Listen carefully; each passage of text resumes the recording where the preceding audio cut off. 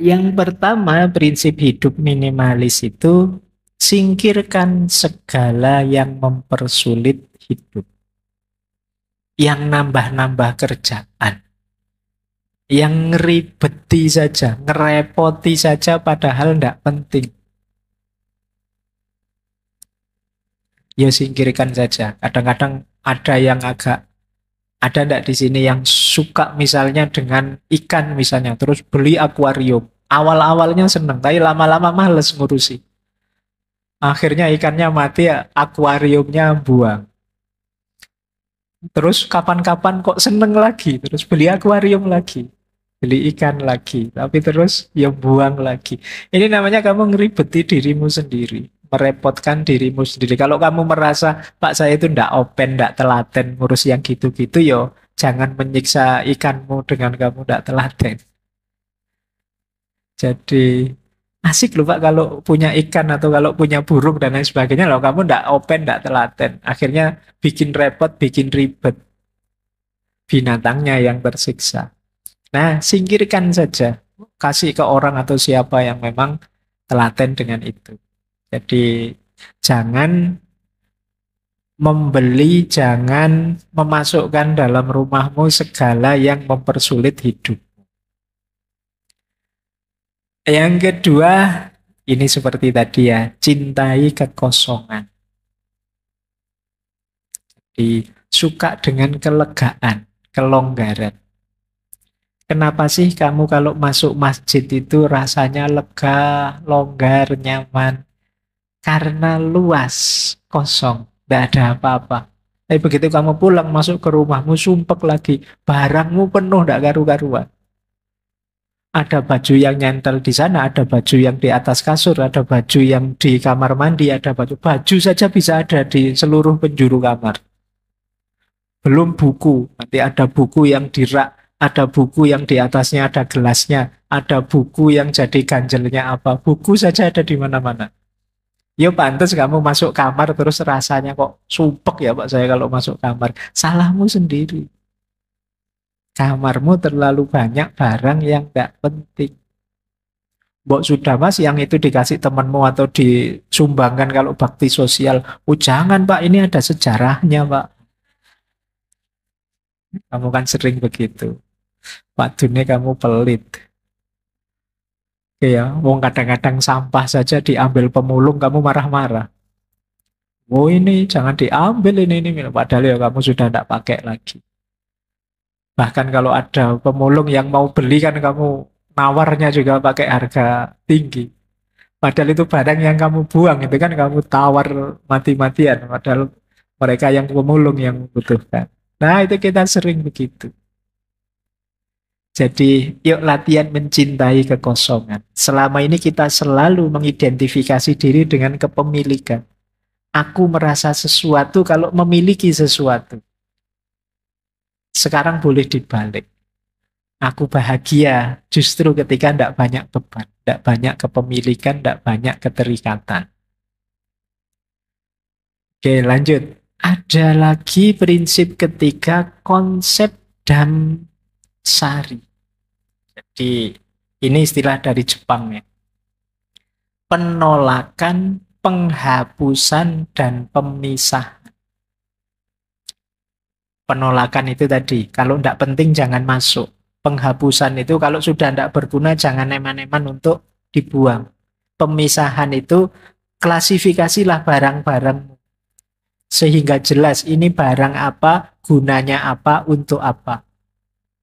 Oh ini barang jarang dipakai, ini yang sering dipakai, yang jarang dipakai taruh paling bawah, yang sering dipakai mungkin yang lebih atas. Ini namanya pemisahan. Barang-barangmu aturlah dengan kategori sesuai yang kamu inginkan. Nah, ini nanti lebih mudah mendeteksi nilai gunanya tadi. Ini untuk apa, itu untuk apa. Ini sering dipakai atau tidak. Ini gunanya harian atau bulanan. Karena ada barang-barang kita itu yang jarang dipakai, tapi ya memang penting. Kita harus punya. Misalnya alat pertukangan tertentu seperti obeng, palu itu kan jarang dipakai tapi ya sewaktu-waktu kita butuh. Wah, itu mungkin ditaruh di bawah atau di mana. Sementara yang sering dipakai ditaruh di atas. Baju misalnya, oh ini baju yang harian, ini baju mingguan, ini baju bulanan misalnya. Kalau daleman tiap hari dipakai mungkin tempat khusus yang bisa diakses tiap hari. Kalau jas mungkin karena dipakainya pas momen penting pas wisuda atau kawin saja ya mungkin ditaruh agak ke dalam dan lain sebagainya. Itu namanya pemisahan. Lebih mudah. Tadi kan kita punya prinsip berdasarkan guna. Guna itu lebih mudah diakses kalau kita sudah terklaster. Ah, itu namanya pemisahan. Penolakan, penghapusan, dan pemisahan. Terus prinsip keempat, konsumsilah hanya apa yang engkau butuhkan. Nanti ada dikotomi antara kebutuhan dan keinginan. Ada beda. Pak, saya ingin beli HP yang terbaru. Itu keinginan. Beda dengan, Pak, saya butuh HP yang terbaru. Kalau memang butuh, belilah. Kalau memang hanya ingin, coba dievaluasi lagi. Apa benar kamu membutuhkan itu? Terus yang kelima, seperti tadi ya, kepemilikan bukan segalanya. Jadi, yang jadi kuncinya adalah kemanfaatan. Yang terakhir, waktu tidak bisa diulang. Ini prinsip ya. Maksudnya apa? Kerepotan kita, stres kita, terbuangnya waktu, tenaga, biaya kita untuk ngopeni barang kecil-kecil yang tidak penting tadi, ya tidak bisa diulang, sudah lewat. Kita menghabiskan hidup secara tidak efektif, tidak bahagia. Karena keinginan kita yang tidak terkendali. Apa saja mau dibeli, mumpung murah Pak, mumpung diskon Pak, mumpung beli satu dapat satu Pak, mumpung kita selalu begitu.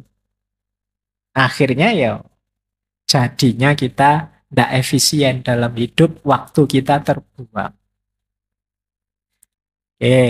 Seperti apa sih orang hidup minimalis itu? Dasarnya apa? Yang pertama, kalian harus mengenali gunanya setiap barang yang kalian miliki. Jadi, ketika kalian tahu gunanya, nanti kan kalian ngerti nilainya. Banyak orang yang ketika punya sesuatu yang dilihat bukan gunanya. Mungkin gayanya, mungkin apalah trennya, mungkin dan lain sebagainya. Kalau bagi seorang minimalis, pertama-tama yang dilihat gunanya. Misalnya HP ini tak kasih casing biar nggak kelihatan mereknya. Meskipun teman-teman bisa menebak ini HP apa, yo jelas HP murah. Nah, tapi kan kita ndak lihat gayanya, ndak lihat mereknya, ndak lihat trennya. Yang dilihat apa? Gunanya. Yang penting kalau teman-teman WA bisa masuk, saya bisa baca, bisa jadi alat komunikasi yang efektif misalnya. Nah, itu yang dilihat gunanya. Saya tidak tahu ada ndak yang malam hari ini hadir dan misalnya HP-nya tiap tahun ganti. Dia merasa out of date kalau, wah ini sudah waktunya S22 kok saya masih S21 misalnya. Itu dia gelisah kalau begitu. Nah, ini kemungkinan perlu belajar minimalis. Jadi memahami sesuatu itu dari gunanya pertama-tama. Baik. Yang kedua, hindari mengafiliasikan diri kita dengan barang yang kita miliki. Menilai diri atau menilai orang dari barang yang kita miliki. Kita bukan barang kita. Jadi jangan membaca statusnya orang, nilai orang dari apa yang dia miliki. Wah, HP-nya terbaru ya, ini yang iPhone yang terbaru ini. Wah, ini yang Galaxy Z yang Fold ini paling mahal ini. Ini HP sekecil ini harganya satu motor misalnya. Terus kamu, wah ini perlu dihargai orang ini. Enggak. Engkau bukan barang yang engkau pakai. Wah, motornya misalnya itu. Enggak, jangan menilai orang atau apalagi menilai dirimu dari barangnya. Banyak orang-orang besar itu yang sederhana sekali gaya hidupnya. Jadi itu rumus kedua. Jangan menilai dari barang. Wah, bajunya branded terus ya. Misalnya. Nah, itu menilai dari barangnya. Yang ketiga, ini prinsip selanjutnya. Ini nyambung dengan yang keempat. Sedikit barang itu sama dengan sedikit stres. Sedikit barang membuat kita lebih merdeka. Tadi saya bilang, semakin banyak kita punya sesuatu kan semakin repot. Kemarin motornya motor lama pitung tahun 70-an misalnya. Itu kamu parkir di depan kamar kos-kosanmu semalam tidak dikunci, kamu santai, tidak khawatir, tidak stres. Malingnya juga wegah, apa barang kayak gitu. Tidak imbang dengan resikonya. Tapi kalau motormu yang terbaru, yang fresh, yang mahal, oh kamu kepikiran terus. Waduh, ini motorku di luar, jangan-jangan ada yang nyenggol, jangan-jangan ada yang... Kalau kamu naikinnya pun kan juga agak hati-hati, jangan sampai kegores apapun. Nah, kamu pokoknya hati-hati. Stresnya banyak. Tapi kalau motormu motor lama kan, oh lah kegores, kesenggol apa, yang rugi yang nyenggol. Ayo, prinsipmu kan begitu mikirnya kan, kamu ndak stres. Jadi ndak kepikiran, isu yang biasa-biasa saja. Oke, cuma jangan dianalogikan pasangan ya. Nyari jangan yang cakep-cakep Pak, biar ndak kepikiran. Nyari yang biasa-biasa saja, santai saja di mana-mana kita ndak khawatir. Apa ada yang mau? Ndak ke situ ya arahnya. Ini barang-barang yang kita miliki. Jadi semakin sedikit yang kita miliki tambah nyaman dan kita tambah merdeka. Yang punya motor ya harus mikir servis, mikir kadang ban bocor, mikir macam-macam. Yang ndak punya motor ndak kepikiran itu. Maka kalian harus jeli kapan aku perlu motor, kapan tidak. Kapan aku perlu mobil, kapan tidak. Bukan berarti jangan punya motor atau jangan punya mobil, enggak. Coba kamu baca guna tadi loh yang nomor satu. Kapan harusnya kamu saatnya punya motor. Misalnya, Pak, saya antara kos-kosan saya dengan kampus itu paling sekitar 100 meter. Nah, kalau 100 meter apa penting kamu punya motor misalnya. Tapi kalau ingin jalan-jalan kemana-mana, sekarang angkutan umum banyak. Ada Trans Jogja, ada macam-macam, ada Gojek, ada apa yang sekarang tidak ada misalnya. Ini jadi kamu mikir guna. Tidak sekedar mikir gengsi, tidak sekedar mikir tren. Nah, prinsip yang kelima, kalau tadi sedikit stres, lebih merdeka. Yang kelima adalah melepas keterikatan dengan barang. Iyalah misalnya kamu butuh motor, ya tetap kalian jangan terikat dengan kepemilikan. Kalau bahasa Jawane ya kalau kita punya harta, punya dunia, jangan kedunyan. Kedunyan itu sangat terikat dengan harta duniawi yang dia miliki. Ya itu tadi kayak punya motor, wah, kesenggol dikit, gores dikit itu rasanya dunia kiamat misalnya. Itu sangat terikat. Wah, kamu tidak bisa tidur kamu. Wah. Itu berarti kamu sangat terikat dengan kepemilikanmu. Mikirmu tidak simpel. Kalau mikir simpel, gores, ya sudah dibengkelkan nanti kan beres. Itu kan sederhana, tidak ruwet. Kenapa kamu stres? Ya karena kamu sangat terikat, sehingga mikirnya jadi ruwet, jadi panjang. Baik, ya kalau bahasa kemarin pakai istilah overthinking. Mikirnya terlalu ruwet, terlalu muter-muter, kok sudah simpel saja. Ya gores, ya dibengkelkan. Diputus, ya cari lagi. Kan sederhana. Kamu mikirnya terlalu ruwet. Oke, berpikir minimalis. Pak, saya kuliah ndak lulus lah ya. Kok kamu pikir sampai stres ya tetap ndak lulus. Memang jelas ndak lulus. Ya diulang kan gitu aja sederhana. Tapi kan kamu stres mikir berpanjang-panjang karena itu. Wah, kenapa ya tadi saya waktu presentasi kok ndak maksimal ngomongnya asal-asalan, harusnya lebih bagus. Ya sudah, wong sudah kejadian. Ya besok diperbaiki lagi. Ndak usah terlalu banyak angen-angen dipikir.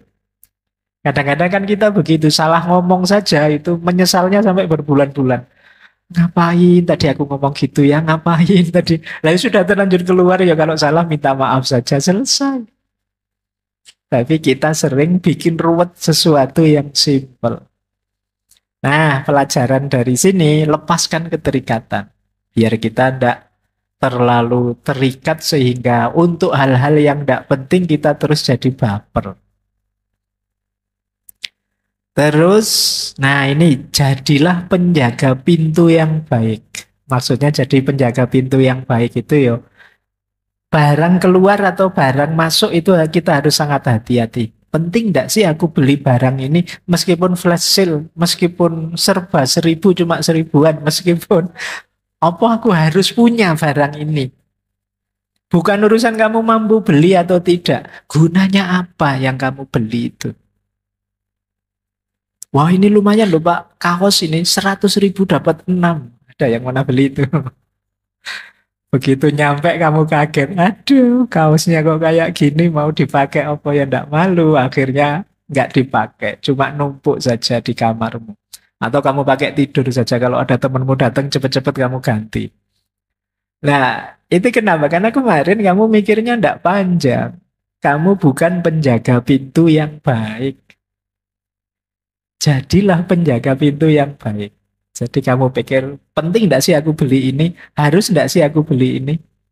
Apapun itu. Bahkan mungkin termasuk hal-hal yang menurutmu, ini buku loh Pak misalnya.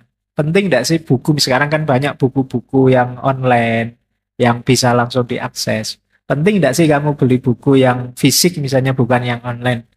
Mungkin bagi sebagian penting Pak, karena saya tidak nyaman kalau baca di HP atau di tablet.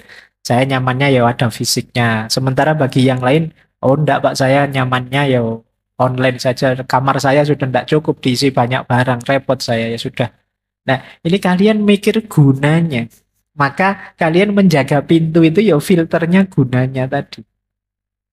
Tidak mentang-mentang ada yang baru. Kemudian nikmati ruang.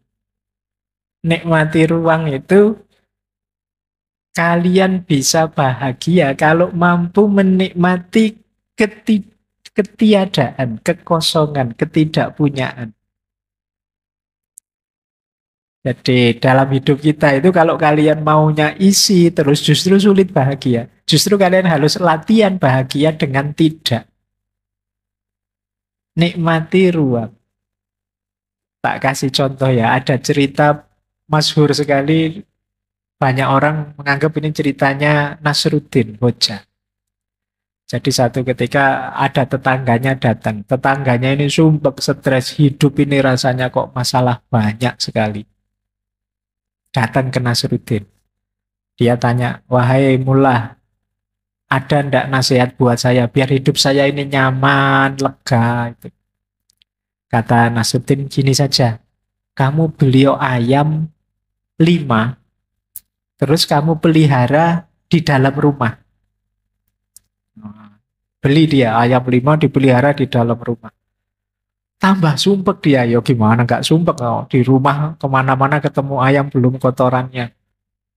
Datang lagi ke Nasruddin, gimana nasihat sampean? Saya tambah sumpek ini. Oh, kalau sampean masih sumpek, beliau kambing 2 saja, nanti pelihara di dalam rumah lagi.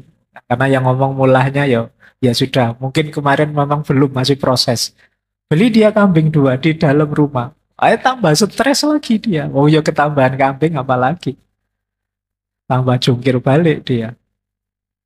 Datang lagi ke temannya. Sampean ini gimana? Tipsnya kok tambah ruwet gini, tambah lama tambah. Oh, kalau masih belum, ini puncaknya. Sampean beliau sapi, taruh di dalam rumah. Wah, seminggu kayak gitu, wah tambah pontang-panting dia. Nah, akhirnya datang lagi. Yus, gimana ini mulai? Kalau yang terakhir ini tidak sukses, ya berarti sampean memang tidak pinter. Saya tidak mau lagi konsultasi. Kata Mullah, nah sekarang saatnya. Kamu keluarkan sapinya, jual lagi. Akhirnya sapinya dijual. Begitu sapinya dijual, dia merasa, Alhamdulillah agak lega sedikit. Karena sapinya sudah keluar. Datang ke Mula. Lumayan, Mula sudah agak lega sekarang. Oh, bagus. Tapi ya masih belum, masih sumpek. Oke, kalau masih sumpek, kambing yang dua tadi kamu jual lagi. Kambingnya dijual. Sekarang tinggal ayamnya. Tambah lega lagi dia. Nah, terakhir ngadep Mula. Nah, yang terakhir kalau kamu masih belum lega juga, ya ayamnya kamu ambil, kamu jual. Begitu ayamnya dijual, sekarang rumahnya longgar lagi, tidak ada lagi binatang di rumah. Seneng dia, bahagia. Alhamdulillah, nyaman sekarang hidup. Nah, ini dia belajar apa? Menikmati ruang. Padahal sebelumnya kan sudah begitu. Sudah tidak ada apa-apa, tapi dia tidak bahagia. Kenapa? Dia tidak mampu menikmati ruang. Sebagian besar kita menganggap bahwa, wah, rumah saya ini belum ada apa-apanya loh. Mebelnya mebel kuno, terus apa, terus kita biasanya merasa minder kalau tidak punya apa-apa. Padahal di antara jalannya kita untuk bahagia itu kita bisa menikmati ketidakadaan, kekosongan. Jadi justru tidak punya itu ringan. Kayak tadi, tidak punya itu bebas stres, kita merdeka. Jadi ayo mampu menikmati ruang. Kemudian selain menikmati ruang, ada prinsip menyukai tidak harus memiliki. Nah, ini kamu sering pakai ya. Iya,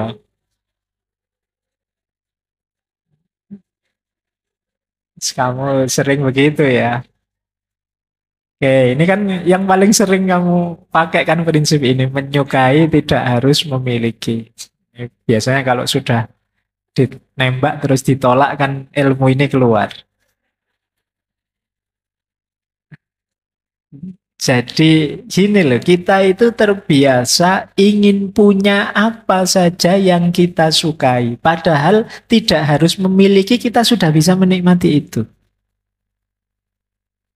Misalnya, wah saya seneng es krim Pak. Kan tidak harus kita beli mesin pembuat es krim. Itu namanya menyukai tidak harus memiliki. Wah, saya seneng Pak ayam yang crispy itu. Oh, terus tidak cuma beli ayam crispy, kamu mati-matian pingin beli panci atau apa yang bisa bikin ayam crispy. Akhirnya kamu beli beneran pancinya, tapi begitu mau bikin, repot amat beli saja ada. Terus barangnya cuma numpuk di rumah, di kamarmu. Pak, ini alat perebus telur loh, Pak. Efektif sekali, gampang ngerebus telur. Terus kamu beli. Tapi terus kamu, lah ngapain beli telur direbus repot-repot kalau di warung tinggal ngambil selesai. Jadi kita sering punya prinsip kalau suka ya beli. Saya senang sekali dengan jus, Pak. Wah, terus kamu beli juicer untuk ngejus itu. Tapi yo sering tidak dipakai. Yo, kamu sukanya pulang dari kampus ya beli aja jus pinggir jalan selesai. Akhirnya barang numpuk. Nah, itu yang dimaksud ya, menyukai tidak harus memiliki.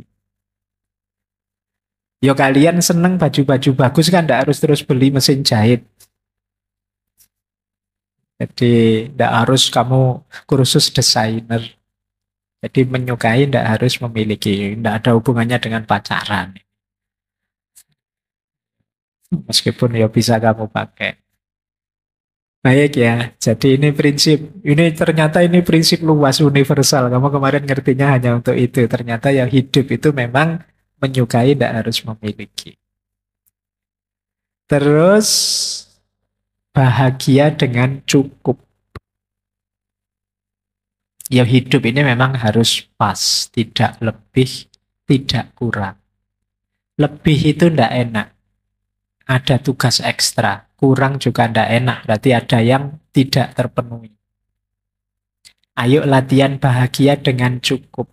Cukup dengan parameter guna tadi ya, bukan parameter tren, bukan parameter gaya, dan lain sebagainya. Kalau HP edisi jadul cukup untuk segala macam kepentinganku hari ini, ya sudah.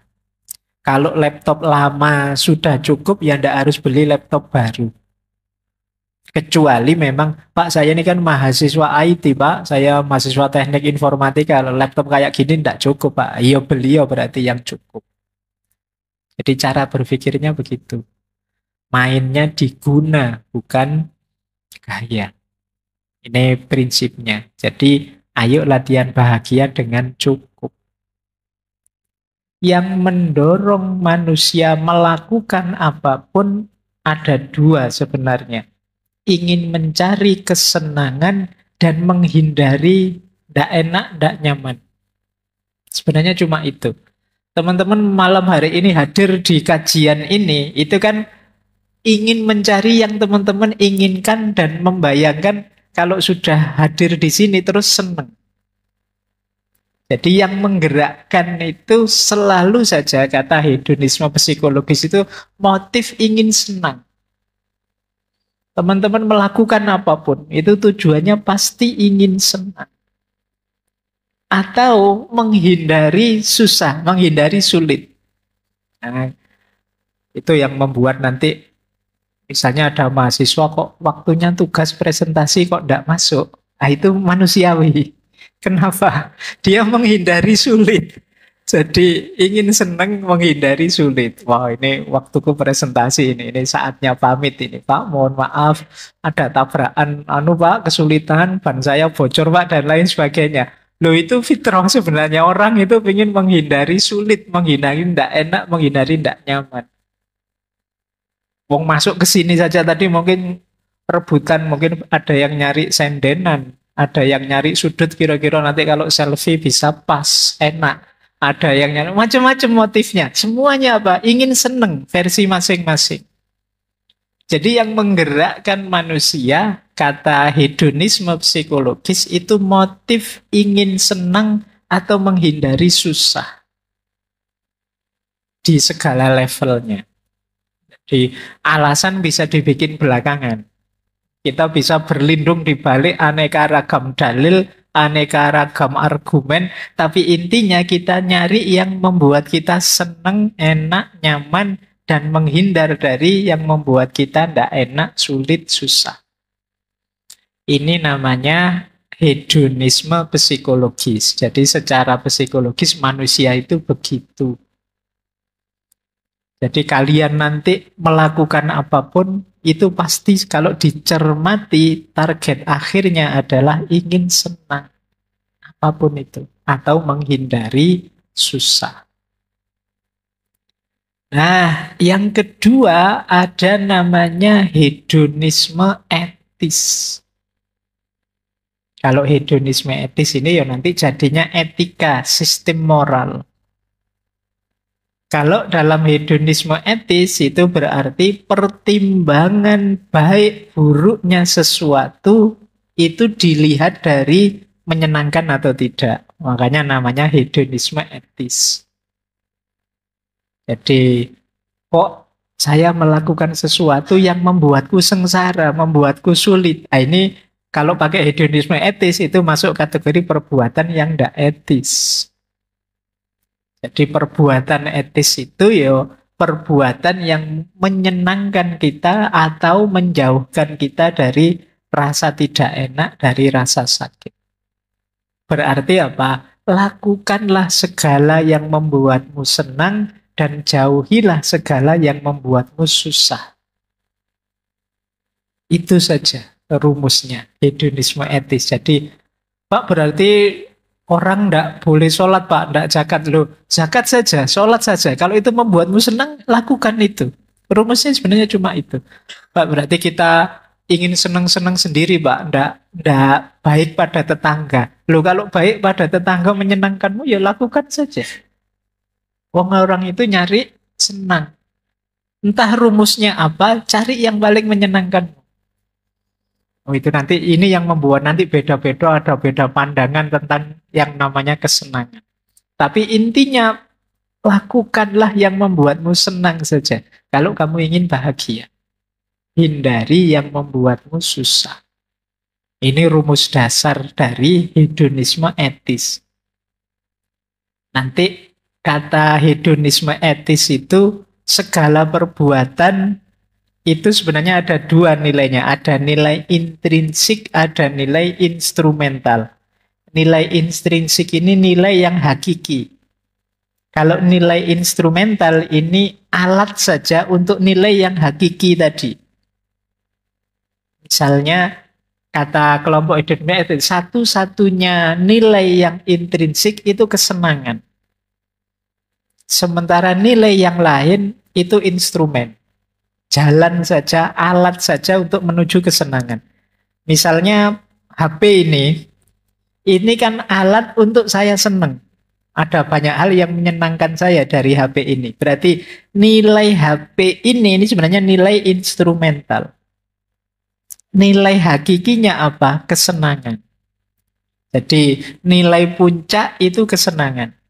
Kita melakukan apapun, apapun ini punya nilai, tapi namanya nilai instrumental, karena dia bukan tujuan finalnya. Tujuan finalnya selalu saja kesenangan. Nah, kalian milih melakukan apa atau tidak melakukan apa, yang kalian lakukan itu hanya alatnya saja, instrumennya saja. Nilai akhirnya apa yang kalian kejar? Kesenangan. Semua orang mengejar kesenangan. Maka kalau ada konflik, kalau ada masalah, problem, itu biasanya ya tabrakan antar kesenangan. Yang satu senangnya kalau tidur lampunya mati, yang satu senangnya kalau tidur lampunya nyala. Kok ya terus nikah? Oh, itu kan ngeri itu. Tiap malam harus diskusi dulu, ini lampunya mati apa lampunya nyala. Terus diambil solusi, ya sudah, kalau yang suka tidur lampunya mati, tidur dulu lampunya dimatikan. Yang tidur sukanya lampunya nyala, tidur terakhir nanti lampunya dinyalakan. Atau sebaliknya, jadi tidurnya gentenan. Tapi sudah nikah kok tidurnya gentenan kan ya ndak enak. Nah, ini konflik antar kesenangan. Tapi ya memang puncaknya apapun ya orang nyari senang. Tidak bisa tidak. Kecuali orang yang tidak ngaku bahwa sebenarnya dia nyari senang. Kan banyak di antara kita yang gaya kalau dituduh Allah, padune senengmu itu. Tapi kan kita biasanya berlindung di balik dalil, argumen, di balik ideal-ideal apa dan lain sebagainya. Jadi misalnya kemarin ada yang ketemu saya bahas tentang demo itu. Terus ngutip ngaji filsafat, Pak, mahasiswa itu kan ada tipe suka demo, ada tipe suka di perpus. Nah, demo maupun ke perpus itu instrumen. Hakikatnya apa? Dua-duanya mencari yang dia senang. Jadi yang ikut demo ya memang senang dengan demo. Yang ke perpus senang dengan ke perpus. Meskipun dua-duanya mungkin kalau ditanya ya dibungkus dengan aneka dalil. Argumen. Oh, kita itu kan agen sosial, Pak, maka kita harus turun itu. Ya waktunya jiwanya cocok dengan itu, senang. Yang ke perpus juga begitu loh, kita punya tanggung jawab intelektual ini, Pak, nanti ditanya oleh masyarakat ilmunya dan lain sebagainya. Tapi argumen ini hanya instrumennya. Hakikatnya apa? Kita senang atau tidak senang. Makanya pernah saya sampaikan itu kan orang itu sebenarnya lebih banyak disetir oleh senang dan tidak senang dari dirinya dibandingkan benar salah atau baik buruk yang ada ideal di kepala. Saya senang dulu, nanti argumennya belakangan. Jadi saya mengidolakan PSS dulu. Nah, nanti alasannya belakangan. Meskipun bolak-balik kalah, tak carikan alasan biar kegemaranku ini terjustifikasi. Jadi ini yang dimaksud tadi ya, dasarnya orang hidup ya semua nyari senang.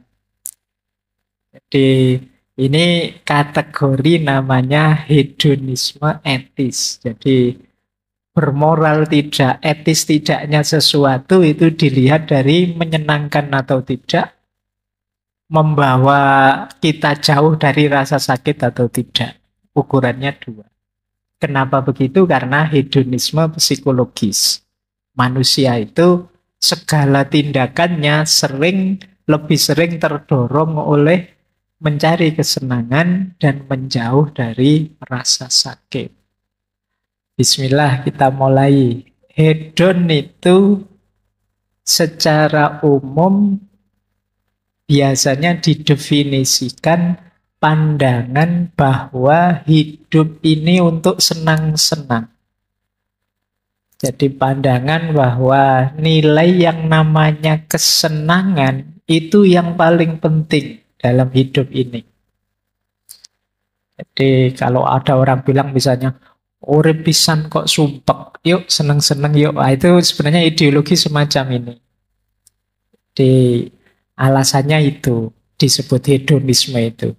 Kata-kata hedonisme itu ya dari bahasa Yunani, hedonismos, yang akar katanya hedon. Nah, itu kesenangan.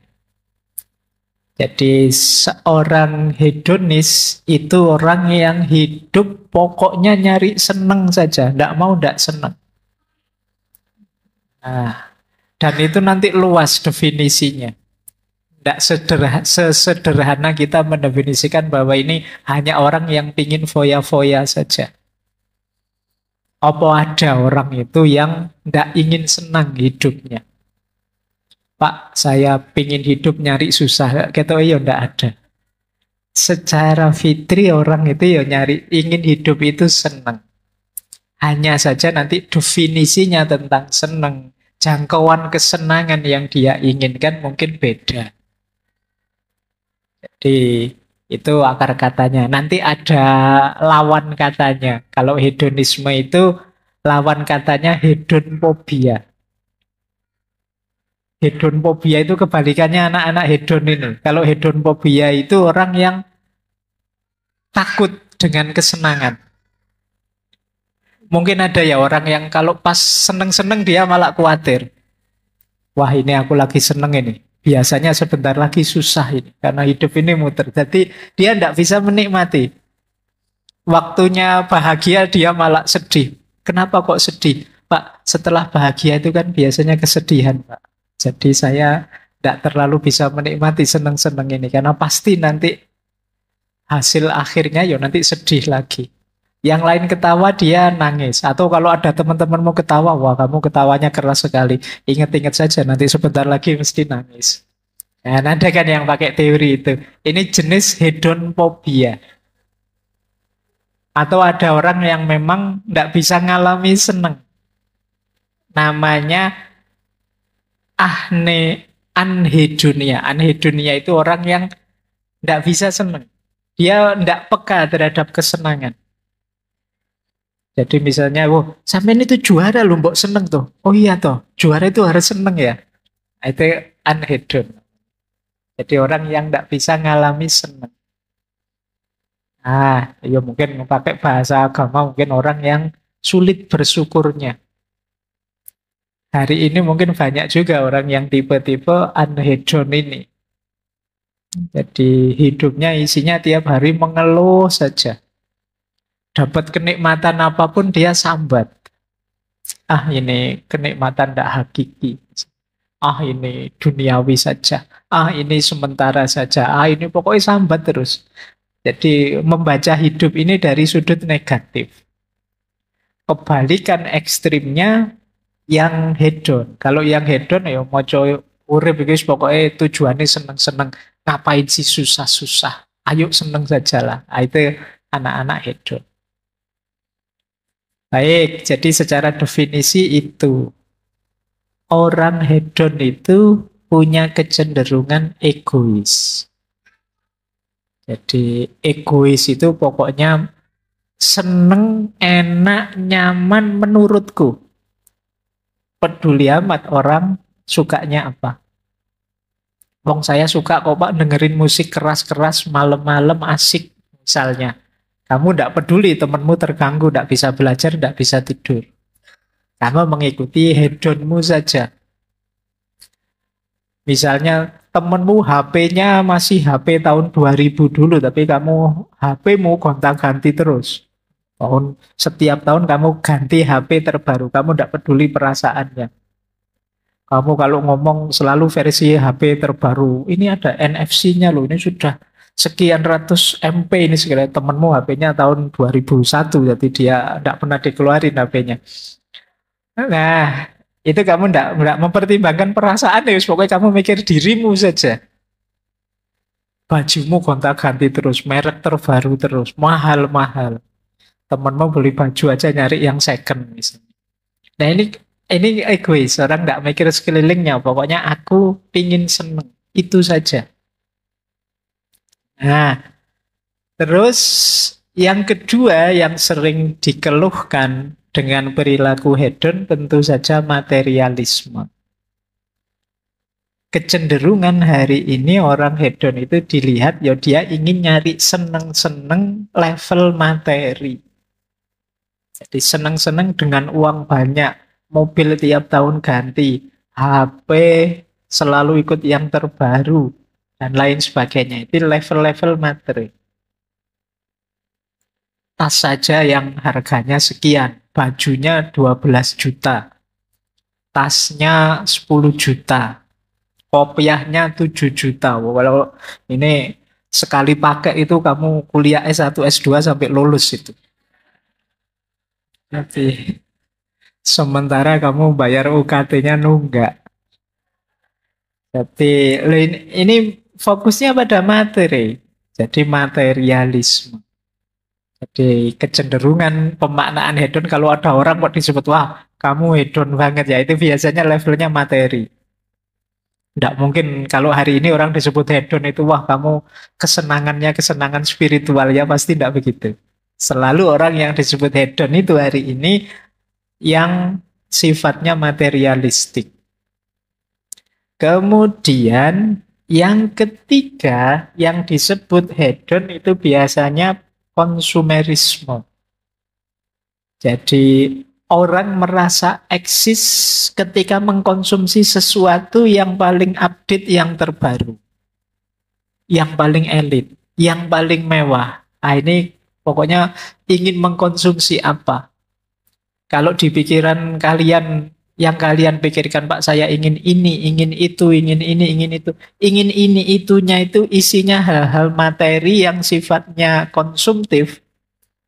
Kemungkinan kalian punya bakat hedon.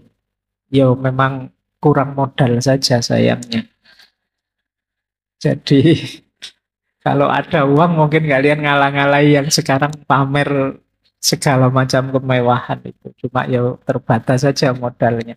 Jadi konsumerisme. Kalian merasa eksis kalau mengkonsumsi hal-hal yang sifatnya mewah dipandang kelas tinggi dari kelas sosial yang lebih tinggi dan lain sebagainya. Jadi sehingga ketika kalian sekarang tidak ada di situ, kalian merasa hidupnya tidak ada artinya. Hidupnya, wah apa sih Pak saya ini? Motor saja keluaran tahun 95 itu pun tidak ganti-ganti sampai sekarang misalnya. Laptop saja itu beli second itu pun ya macam-macam tambal sulamnya misalnya. Jadi kalian merasa dirimu rendah ketika tidak mengkonsumsi yang mewah, yang luxury dan lain sebagainya. Kemudian yang ketiga ekstravagan. Ekstravagan itu mungkin makna mudahnya boros. Jadi yang kalian kejar biasanya bukan kebutuhan, tapi gaya, tapi status, dan lain sejenis itu namanya ekstravagan. Jadi orang hedon itu ya tidak cukup punya, kadang-kadang HP tahun ini dan tahun depan itu selisihnya tidak banyak, cuma beda sedikit saja misalnya. Tapi kalian ya bela-belain harus ganti HP Pak. Masa ini sudah bulan September 2022 misalnya HP kita masih HP tahun 2021 misalnya itu padahal KCM mau setahun tapi kalian merasa sudah kalah jauh. Itu terus kalian bela-belain nyicil tiap bulan sekian ratus ribu hanya untuk ganti HP yang fungsinya sama persis dengan yang kalian pegang sekarang. Itu namanya ekstravagan. Di, yo kalian boros, menghambur-hamburkan sesuatu yang sebenarnya tidak terlalu manfaat, wong kalian sudah punya. Itu pun kadang-kadang pelitnya luar biasa, HP-nya yang lama dibeli orang, diminta orang juga tidak diberikan. Pokoknya pinginnya yang terbaru ya punya, yang lama juga punya. Nah, ini gaya ekstravagan. Orang yang hidupnya boros. Dan tentu saja yang terakhir superficial. Superficial itu dangkal. Melihat segala sesuatu hanya dari tampilannya saja, luarnya saja. Kalian terkagum-kagum kalau orang, ini mobilnya update terbaru. Andai saja saya punya yang seperti itu ya. Yang dilihat hanya level itu. Ini namanya superficial. Kalian hanya lihat tampilannya saja. Jadi hari ini orang yang disebut hedon itu secara umum dimaknai yang pertama orang yang egois, yang kedua materialistik, yang dia lihat level materi, yang ketiga konsumerisme, berhubungan dengan apa yang kita konsumsi, fokusnya pada konsumsi saja. Yang keempat boros, ekstravagan, tidak taktis penggunaannya. Dan yang terakhir superficial. Superficial itu melihat yang dangkal-dangkal saja, kurang dalam. Ini namanya orang hedon. Ini kalau pakai bahasa agama ya wamal hayatud dunya illa mataul ghurur. Jadi kalau katanya Al-Quran kan kehidupan dunia itu kesenangan yang menipu. Nah, berarti kalau kita gayanya semacam ini, kita termasuk orang yang tertipu. Boleh nanti direfer dulu, kita pernah ngaji tentang Imam Ghazali itu ya, yang membahas tentang jenis-jenis orang yang tertipu.